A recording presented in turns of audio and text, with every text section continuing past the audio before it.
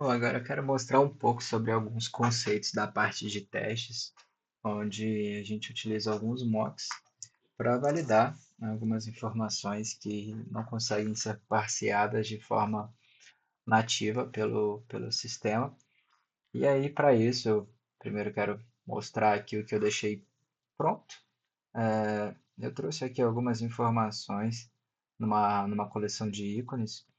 E eu trouxe aqui um campo de CPF, eu trouxe aqui, esse campo é totalmente aleatório, tá? Mas ele representa um campo numérico. E aqui nas rotas públicas eu trouxe todas essas configurações. Tá? Aqui na Store, por exemplo, eu trouxe a validação do campo de idade aqui, né? Campo numérico aleatório. Trouxe aqui a validação do CPF também. E aí o que eu quero mostrar é isso aqui. Se eu iniciar a execução dos testes aqui, vocês vão ver que vai funcionar normalmente, tá? E aí, pegando um pouco ali das informações sobre as validações, o CPF, por exemplo, ele tem uma característica específica do campo. Ele é gerado a partir de uma máscara, então ele tem pontuações, ele tem um cálculo numérico por trás, e tudo isso precisa bater para que o CNPJ, para que o CPF seja validado, tá? Bom, vindo aqui no código, ah, voltando aqui, eu quero vir aqui nessa parte de string map. E aí o que eu quero fazer aqui é só comentar essa linha, essas linhas, né? Vou comentar todas essas informações.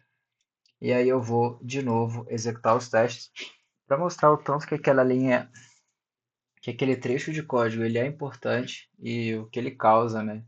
E como ele interage aqui. Já estou vendo que todos os testes, todos não, né? Mas boa parte dos testes aqui acabaram quebrando com a remoção daquela linha. Bom, e o que que ela faz, tá? Quando eu crio um elemento de validação, eu crio um método específico. Então, eu crio um método numérico, eu crio um método de CNPJ, eu crio várias informações específicas para validar um tipo de campo. E isso aqui, ele passa por uma importação da biblioteca de validação, ele importa esses mocks. E o que ele faz, tá? Ele pega o método, ele verifica se o método existe primeiramente, para ver se não é um item customizado, né? Porque pode ser que o usuário insira ali, o desenvolvedor insira algo customizado. E aqui eu pego o mock de um método se existir. E aí, depois, se ele existir, ele joga isso em todo um processo de validação. Mas o que eu quero trazer, deixa eu remover aqui o silent do teste, e também voltei aqui a voltar aqui esse trecho de código. E eu quero executar aqui para exibir alguns logs para vocês e mostrar como essas informações são de fato enviadas. Acho que eu tenho alguns logs aqui de teste, isso aí. Que é, por exemplo, em MyCPF, que é um CPF, ele enviou um CPF bem estruturado, com as pontuações, com as separações e um valor numérico que também é considerado válido aqui dentro. Bom, e como que ele faz isso, tá? Mostrei aqui que se eu remover isso para de funcionar. E aí, vindo aqui agora na biblioteca de autenticação, de validação, eu tenho essa pastinha de mocks. E essa pasta de mocks eu tenho aqui dentro o index e eu tenho aqui dentro também as functions.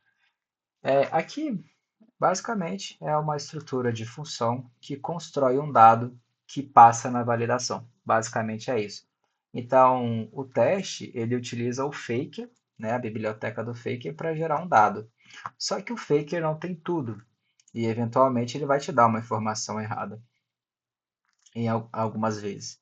E para isso, quando eu crio essas funções, eu utilizo essa informação ao invés de utilizar uma totalmente gerada pelo fake.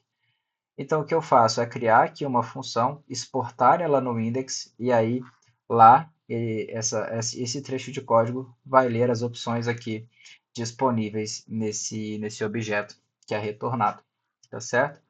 Bom, pegando aqui, por exemplo, o do próprio CPF, ele utiliza sim o faker aqui para fazer uma geração de números, tá? Mas ele não utiliza o método base do faker. Então, o que ele faz é criar as pontuações, ele cria as formatações específicas para um CPF, tá? Cria aí os dígitos e retorna aqui o valor que foi encontrado. Isso para que ele passe aqui, deixa eu ver se eu tenho a parte de funções aqui. validações aqui, ó. Isso para que ele passe aqui na parte de funções de CPF. Então, essa aqui é uma função que valida o CPF. Ele em cima onde eu mostrei é uma função que gera um CPF que passa nessa função. Então, caso você esteja criando uma informação dinâmica, você pode criar aí também o mock para ser utilizado. E aí você tem certeza que quem utilizar aquela informação não vai ter problemas na hora de executar o teste, porque o valor vai ser gerado corretamente. Uma das informações que eu encontrei aqui, para ser sincero, eu fiquei até um pouco surpreso, mas é o valor numérico aqui. Esse valor numérico, ele estava gerando um valor numérico muito grande, que chegava ali na casa do Big Int. E o campo da coluna, a coluna do banco é uma coluna de int. Então ele gerava um valor muito grande e a coluna não aceitava, ele estava quebrando. E aí eu fiz uma alimentação de valor numérico de 5 dígitos aqui para evitar que ele quebre, tá? Então assim, é uma explicação bem simples, para caso você não entenda como os mocks funcionam, ou caso você queira criar uma função de mock também, é aqui que você pode criar, é aqui que você vai encontrar aí os mocks disponíveis, tem alguns outros também, CPF, CNPJ, o numérico que eu acabei de mostrar, password, né, que ele vai criar aí uma senha forte, e também o de telefone.